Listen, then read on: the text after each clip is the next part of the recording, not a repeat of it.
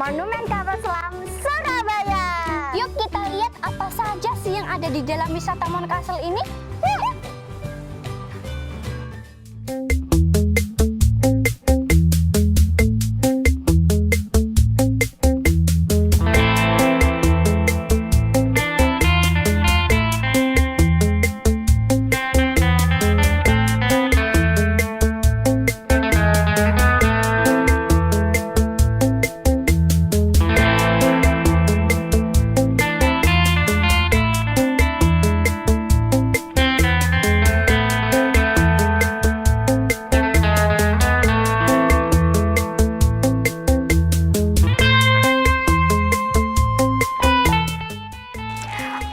Sekarang kita sudah bersama Ibu Erni yang akan memandu kita lebih mengenal Moncastle lebih dekat lagi. Oke, mau tahu? Ikutin aja ya. Bu, mau tanya, Moncastle ini didirikan sejak tahun berapa ya? Moncastle didirikan pada tahun 1996. Lalu untuk 1998 dibuka untuk umum. Oke, seperti itu ya. Dan apa tujuan didirikan wisata Moncastle ini? Tujuannya satu, untuk studi banding para pelajar dan menambah wawasan wisata bahari. Apakah Moncastle ini dibuka setiap hari? Selama pandemi ini tetap buka, bukanya setiap hari, Senin sampai Minggu jam 9 sampai jam 5 Oke, kira-kira berapa harga tiket masuk wisata Moncastle ini? Ada satu tiketnya per orang itu 15.000 udah masuk kapal sama nonton diorama. Oh, apa saja sih Bu bagian-bagian di dalam Moncastle ini? Kapal selam mempunyai 7 ruangan. Ruang 1 itu ruang torpedo haluan, ruang persenjataannya. Ruang 2 ruang tinggal perwira. Dan ruang 3 itu ruang kendali atau ruang pusat informasi tempur. Ruang 4 ada ruang bintara senior dan dapur. Ruang 5 ruang mesin. Ruang 6 ruang motor listrik. Ruang 7 ruang torpedo militer. Oke, seperti itu. Kira-kira ada berapa banyak pengunjung setiap harinya? Kalau selama pandemi ini kurang lebih 100-200. Sangat banyak ya Bu ya. Bagaimana sih Bu cara merawat Moncastle ini agar tidak cepat rusak? Moncastle ini kapal selamnya ya, dicat ulang kurang lebih 2 tahun sekali. Dan kalau pembersihannya itu setiap hari. Terima kasih ya Bu atas waktunya. Oke, demikian tadi wawancara kita dengan Ibu Erni, salah satu pemandu di Moncastle. Yuk kita lihat bagian-bagian yang ada di Moncastle. Yuk!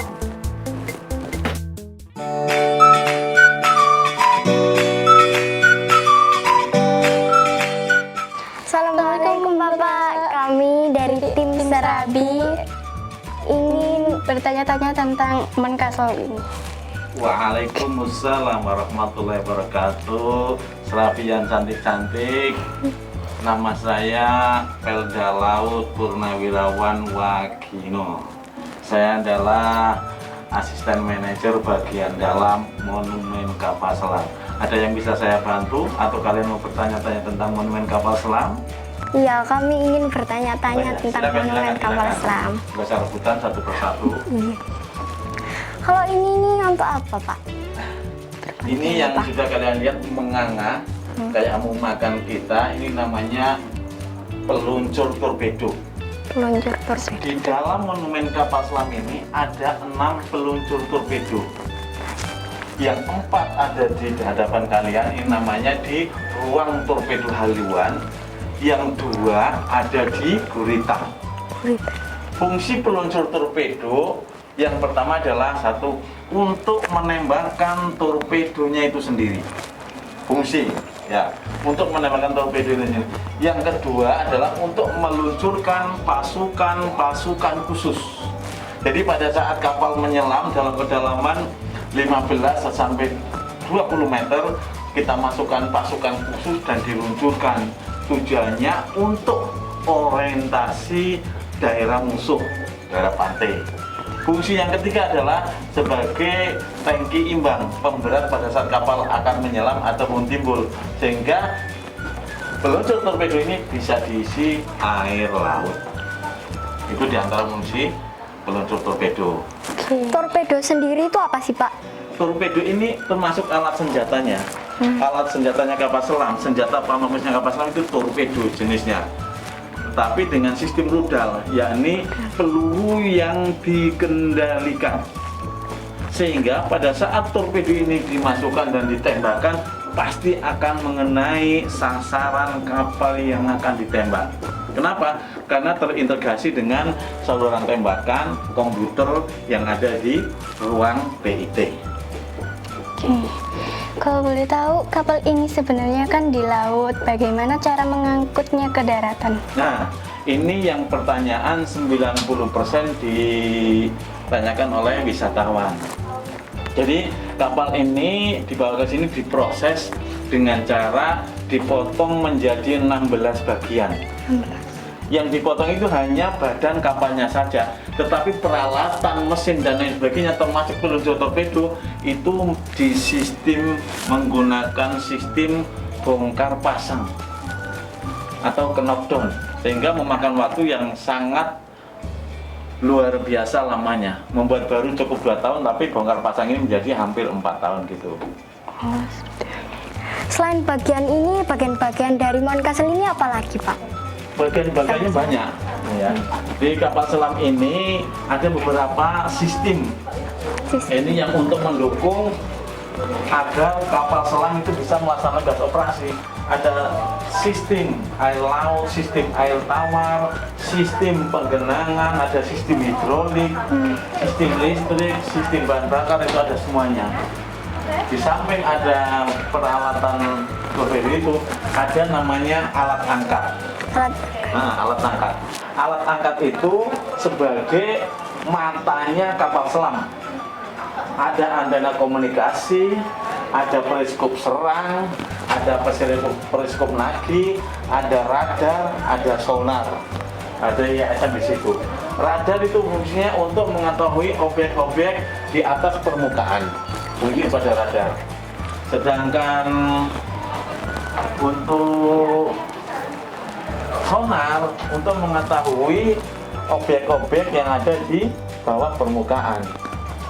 Jadi yang mengerti objek dengan data hanya simbol, jarak, dan baringan. Dan antena komunikasi itu difungsikan untuk komunikasi antara kapal dengan kapal, kapal dengan pesawat udara, dan kapal dengan darat. Walaupun kita nyelam, tetapi masih bisa komunikasi dengan darat, dengan kapal lain, dan dengan pesawat udara. Itu diantaranya. Dan ini kita berada di ruang perwira. Ini ada di ruang perwira. Ini adalah bapak-bapak yang pernah menjabat sebagai Komandan KRI Pasopati 410. Kenapa ada yang menjabat double? Karena memang saking terbatasnya jabatan profesional sebagai komandan kapal selam. Sehingga begitu sudah habis, nggak ada gantinya, otomatis menjabat lama masih bisa ada kesempatan untuk menjabat lagi. Dan komandan yang terakhir adalah ini Laksamana Muda TNI Imam Zaki, sekarang menjadi ustadz dan punya pondok pesantren di Bondowoso.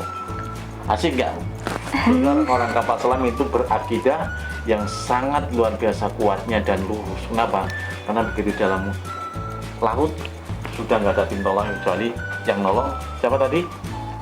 Allah Subhanahu wa ta'ala. Nah ini ruangannya Bapak Komandan ini. Ini ruangannya Bapak Komandan, walaupun level senior, tapi ruangannya sangat kecil sekali. Bahkan masih lebih besar kamar kecil kalian dengan ini. Lihat, kamu boleh masuk. Silakan. Masuk. Apa masuk? Nyoba tidur di kasur itu. Nah, rasakan. Coba, nah, itu ruangannya komandan ya. Besar apa kecil? Kecil. Besar apa kecil? Kecil. Ini adalah ruang komunikasi. Ruang komunikasi ini untuk komunikasi dari kapal ke kapal, kapal ke pesawat udara, kapal ke pendirat berada di sini. Bisa komunikasi? Ini menggunakan radio telegrafis atau Morse.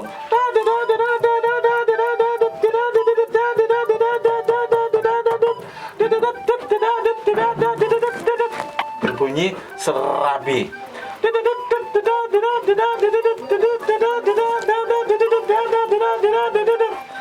serba-serbi, IMI. Komunikasinya semacam itu. Itu harus belajar bertahun-tahun untuk bisa semacam itu. Nah, silakan. Ayo. Kita berada di ruang 3 atau ruang PIT. PIT itu singkatan Pusat Informasi Tempur atau CIC. Ya. Combat Information Center.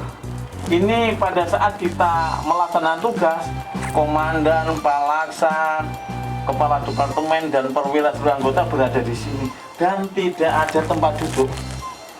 Jadi begitu melaksanakan tugas seperti di swalayan, berdiri terus bergantian menggunakan sistem 3 shift, yaitu shift Alpha, shift Bravo dan shift Zulu. Ini preskup serang. Ini yang untuk membidik sasaran kapal yang akan ditembak. Ini masih kelihatan sampai sekarang. Nah, silakan serba-serbi bisa melihat ini. Ini. Tapi dengan Bisa. kejelian. Nah.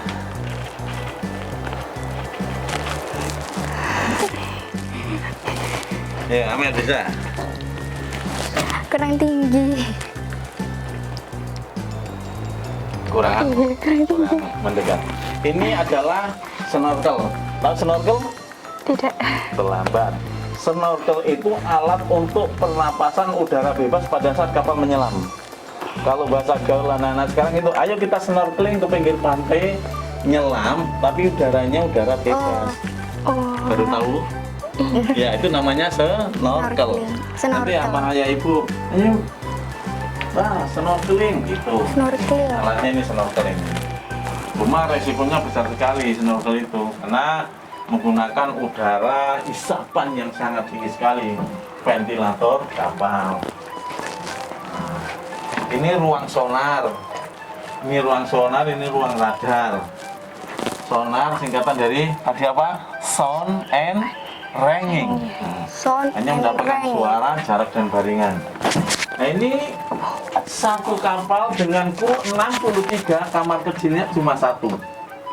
Ini kamar kecilnya masih ada tetap. Sehingga orang-orang kapal selam dituntut untuk latihan sabar. Ini ada tulisan PT4, artinya pos tempur nomor 4 di ruang 4 ini ya.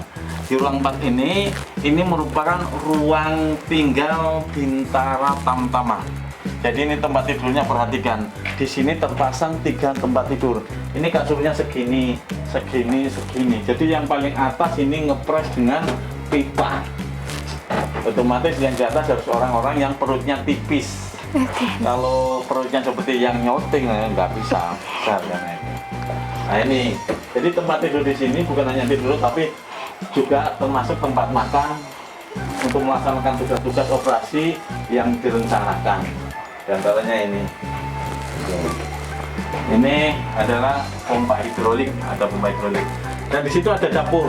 Dapur. Jadi walaupun nyelam ya, walaupun nyelam, tapi tetap kita bisa melaksanakan masak. Hanya saja di sini ada aturan, begitu masak tidak boleh masak yang sifatnya berbau menyengat, kayak goreng iwak asin, kayak goreng lombok rawit, itu tidak boleh. Nah ini di sini ya, ini di ruang 4 kamu dengan mesin. Nyambung juga di sini. Pak, kalau boleh tahu ini ruangan berapa sih? Nah, di sini adalah engine room. Bahasa Indonesianya apa? Ruang mesin. Ruang mesin. Di sini ada ruang mesin. Ruang mesin itu terdiri dari 4 diesel generator. Ada 4 DG. Nah, fungsi diesel generator ini hanya untuk ngecas baterai. Jadi kapal selam jalan menggunakan tenaga baterai. Iya. Jadi fungsinya ini hanya untuk ngecas baterai. Sehingga kapal selam jalan menggunakan tenaga baterai. Sehingga begitu jalan tidak ada suara terdengar apa-apa, hanya nyaris terdengar suara baling-baling, sek sek sek sek sek. Kenapa? karena tidak ada suara mesin. Dan mesin ini apabila hidup di ruangan ini panasnya mencapai 50 derajat. Sehingga pensiunan awak-awak kapal selam Kalipasopati dari segi fisik rata-rata terganggu. Apalagi pada saat menyelam snorkel, karena nyelam snorkel itu risikonya telinga itu bocor karena hisapan ventilator kapal yang sangat besar sekali. Begitu snorkel tertutup ombak, itu otomatis menutup secara otomatis, sedangkan ventilator kapal masih menghisap, sehingga udara vakum yang ditarik adalah selaput telinga kita. Begitu sudah bunyi cetit, otomatis sudah cacat seumur hidup kita. Itu resikonya di sini. Belum yang lainnya. Itu diantaranya. Ini ada katup warna merah, warna hijau, warna kuning, itu adalah merupakan simbol-simbol sistem. Kalau merah bahan bakar, kalau kuning hidrolik, kalau hijau muda air tawar, kalau hijau tua air laut. Ada semua. Ini adik-adik bisa merasakan seperti di Gua Hiro, padahal masih di dalam kapal selam. Kita ini memasuki ruangan kendali elektrik. Jadi ini di sini ruangan untuk mengendalikan kapal. Cuma atas perintah dari pimpinan kapal, komandan kapal atau perwira kapal. Jadi kepengen kapal naik, kepengen kapal turun, kepengen kapal maju cepat, maju lambat, itu digerakkan atau dioperasikan dari sini. Next. Siapkan pertanyaan lagi. Kalau ini untuk apa, Pak? Tadi itu alatnya ini. Oh, nyalatnya. Jadi untuk melihat belok kanan, belok kiri, kecepatan dan lain sebagainya. Sampailah kita ke ruang torpedo buritan ini. Ruang torpedo buritan di sini. Nah, ini ruang torpedo buritan. Ini ruang torpedo buritan yang sudah seperti tadi dijelaskan di ruang torpedo haluan. Di sini ada dua, fungsinya sama. Dan yang terpenting di sini adalah ini pintu baterai, ya, pintu baterai. Dan ini adalah alat tubus penyelamat. Ini untuk keselamatan pada saat kapal terjadi kedaruratan. Jadi ini diturunkan cara operasionalnya. Begitu sini air sudah penuh, otomatis ini ada hamba udara. Hamba udara untuk bantuan bernapas, kita muncul keluar. Begitu keluar aja masih ketinggian berapa kita nggak tahu. Walaupun mungkin sampai di atas selamat, ke tepi pantai masih berapa mil juga kita nggak tahu. Oleh karena itu orang-orang kapal selam risiko kematiannya sangat tinggi sekali. Oleh karena itu disebut pasukan khusus terkhusus. Itu karena memang risikonya sangat luar biasa tingginya. Mungkin ada yang tanyakan lagi? Tidak. Ya, pesan dari Pak Wagino, kalian boleh melakukan hal semacam ini, tetapi jangan lupa menuntut ilmu, belajar. Ilmu agama Islam khususnya itu tetap lebih diutamakan dan baik. Syukur-syukur kamu bisa menempuh mencari ilmu yang lainnya juga. Tetap semangat belajar. Pandemi bukan berarti hambatan untuk belajar dan tetap beribadah. Terima kasih Pak atas informasinya. Sama-sama, mudah-mudahan informasi yang sedikit ini bisa menjadikan motivasi untuk kalian tetap semangat belajar dan beribadah. Amin. Oke, itu tadi bisa melihat bagian-bagian yang ada di dalam Moncastle. Segitu dulu ya, guys. Bye-bye.